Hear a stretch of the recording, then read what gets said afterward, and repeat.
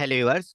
कल हमने जाना कि अगर संपत्ति खरीदते हैं और उसे एंट्री करते हैं तो हमारे पास लेजर बनाते वक्त अंडर में कितने सारे ऑप्शन एसेट से आते हैं और कब हमें किसका यूज करना चाहिए।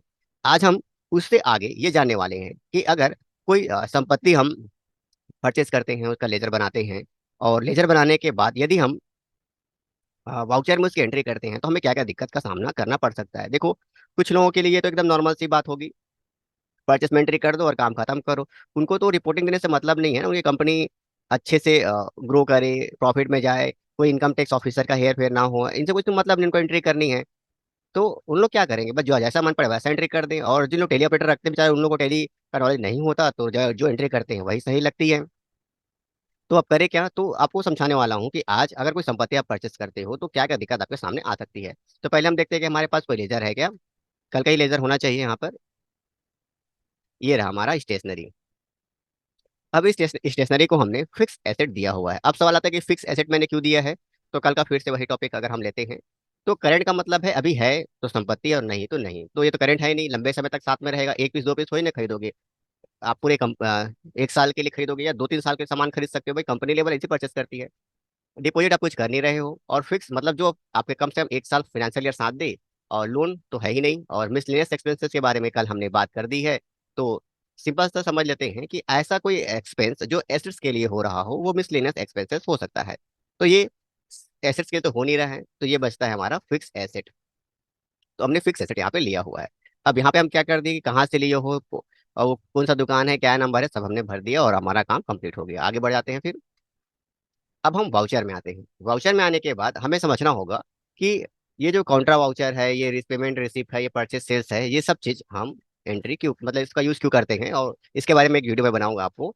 अब सवाल आता है कि ये जो एसेट्स है उसकी एंट्री कहाँ पे करें। तो हर कोई यही करेगा, अरे सर ये F9 दबाना है, परचेस है, तो क्या वीडियो बना रहे हो यहाँ पर।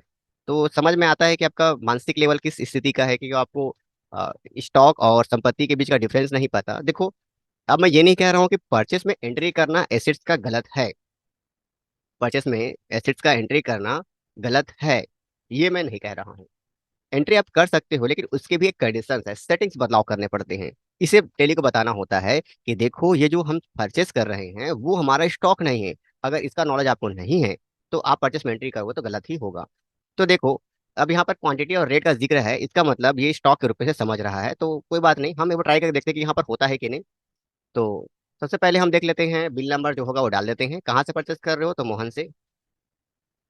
अब क्या चीज परचेस कर रहे हो, तो स्टेशनरी। तो देखो, आप स्टेशनरी का आइटम गायब हो गया। अब आपको लग रहा होगा कि मैंने स्टेशनरी का आइटम डिलीट कर दिया है। तो देखो, ये लेजर है, कंटिन्यू चल रहा है, ये तो बना हुआ है। लेकिन वाउचर में बिल नंबर डालने के बाद, व्यक्ति का नाम सेलेक्ट करने के बाद यहाँ पर क्यों नहीं आ रहा है, तो ये सिंपल सा बता रहा है ये मैटर कि ये जो आप एंट्री करने वाले हो वाउचर गलत है, क्योंकि यहाँ पर संपत्ति की एंट्री नहीं होती। और जिन ना समझ लोगों को अगर ये चीज समझ में नहीं आता, जब ऐसे एंट्री करना चाहते हैं तो करें। ये तो हमें खुद बता रहा है ना, देखो टेली खुद बता रहा है कि यहाँ पर स्टॉक की एंट्री नहीं हो पाएगी। तो आप करोगे क्या, ये इलेक्ट्रॉनिक आइटम जो यहाँ पर दिख रहा है इसको अब दिखाता हूँ। ये इसको ये स्टॉक के रूप में एंट्री हो रहा है, परचेस अकाउंट दिया हुआ है। कल का जो डेफिनेशन मैंने दे रहा था ना आपको, जो कि परचेस करोगे तो टेली क्या समझता है, वो इसी का एक एग्जांपल आपके सामने प्रस्तुत हो रहा है। अगर आप किसी भी लेयर को परचेस करते हो तो वो स्टॉक कैटेगरी में आ जाता है, एंड टेली उसे स्टॉक समझता है। और अभी जो स्टेशनरी आप परचेस कर रहे हो आपकी संपत्ति है, क्योंकि उसका यूज करोगे, रजिस्टर कॉपी पेन जो भी होगा उसका यूज करोगे अपनी कंपनी को चलाने के लिए। तो देखो, अगर जबरदस्ती टेली में एंट्री कराओगे तो परचेस की एंट्री हो जाएगी, मतलब ये एसेस की एंट्री हो जाएगी। लेकिन अगर और सही तरीके से एंट्री करना है तो मीटर और कुछ निकल के आएगा। तो देखो, फिलहाल के लिए मेरा एक सुझाव है कि आप F5 में इस क्वेश्चन की एंट्री आप कर सकते हो। तो पहले आप कैश दे दे और यहाँ पे स्टेशनरी दे दे, और जितने की भी स्टेशनरी आप खरीद रहे हो उतना अमाउंट दे दे। ये मेरा सुझाव है, मैं नहीं कह रहा हूँ कि पेमेंट में एंट्री करना सही होता है। लेकिन अगर आप करंट पोजीशन पर हो, जिस कंडीशन पर आप यहाँ पर अपनी जॉब कर रहे हो, और नॉर्मल से एंट्री है, अगर उससे एसिड सी है जो भी परचेस है, अगर नॉर्मल से भी नहीं एडवांस भी है तो भी चलेगा। अगर उसकी एंट्री कैश के रूप में पेमेंट करना है, जैसे किसी का सामान खरीदना है और बस कैश पेमेंट कर देना है, तो आप एंट्री स्टेशनरी में कर सकते हो। लेकिन मुद्दा आता है कि यदि किसी पर्टिकुलर व्यक्ति से सामान हम खरीद रहे हैं, उस संपत्ति को खरीद रहे हैं, तो हम क्या करें। और यदि वो जो संपत्ति है, मेरी बात ध्यान सुनिएगा, यदि हम किसी पर्टिकुलर व्यक्ति से सामान खरीद रहे हैं तो व्यक्ति को पेमेंट करता हुआ हमारे पास कोई एंट्री है, ये हमें दिखानी होगी। तो ये जो FF की एंट्री है ये उस चीज को भी छोड़ रहा है, मतलब आधा अधूरा दे दे रहा है, जब फुल अप नहीं कर रहा है, तो उस व्यक्ति को पेमेंट हम कहाँ पे करें, उसका विवरण यहाँ पे नहीं दिखेगा। 2,000 रुपये जो देने वाले हैं वो नहीं दिख रहा है हम लोग को। अगर दूसरा टॉपिक ये आता है कि अगर ये स्टेशनरी है कि 5 पीस रजिस्टर है, 10 पीस पेन है, इस टाइप से हमने परचेस किया है, तो वो सामान कहाँ है? 2,000 रुपये लिख देने से काम नहीं बनता। तो मुद्दे की बात ये है कि अगर आप नॉर्मल तरीके से एंट्री कर रहे हो या थोड़ा एडवांस तरीके से एंट्री कर रहे हो जिसमें सिर्फ कैश का जिक्र हो, यानी संपत्ति आपने क्या किया, कैश में खरीदा, कोई व्यक्ति व्यक्ति का झंझट ही नहीं है, गए सामान खरीदे, पैसा दिए आ गए, तो आप पेमेंट में एंट्री कर दो। जैसे मैं यहाँ पर कर रहा हूँ, कैश स्टेशनरी 2,000 रुपये खत्म। लेकिन अगर आपके व्यापारिक मुद्दे में एक मैटर आता है कि जो व्यक्ति से हम सामान खरीद रहे, से बिल्डिंग खरीद रहे हो, 1 करोड़ रुपए के बहुत बड़ा अमाउंट होता है, तो उस व्यक्ति को हमने 1 करोड़ रुपए दिया और 1 करोड़ की संपत्ति हमारे पास आई, ऐसी एंट्री हमें चाहिए।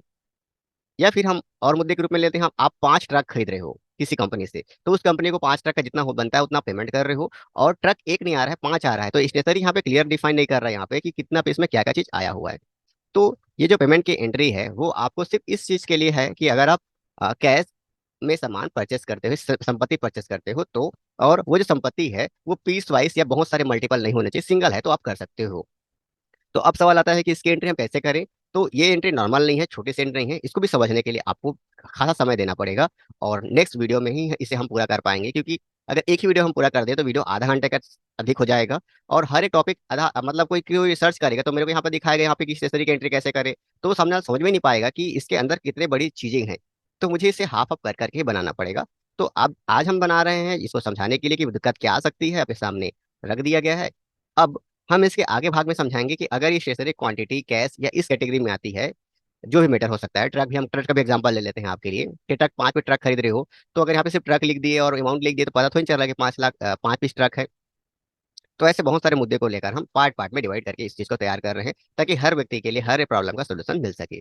तो ऐसे ही हम जॉब से रिलेटेड सोल्यूशंस या जॉब से रिलेटेड प्रॉब्लम का हल यहाँ बनाते हैं, और जिससे आप अपना जॉब बेहतर कर सको। और तो चैनल को सब्सक्राइब करना तो बनता है अगर आप चाहें तो, वैसे तो आपका चैनल है, और मिलते हैं किसी अलग वीडियो पर।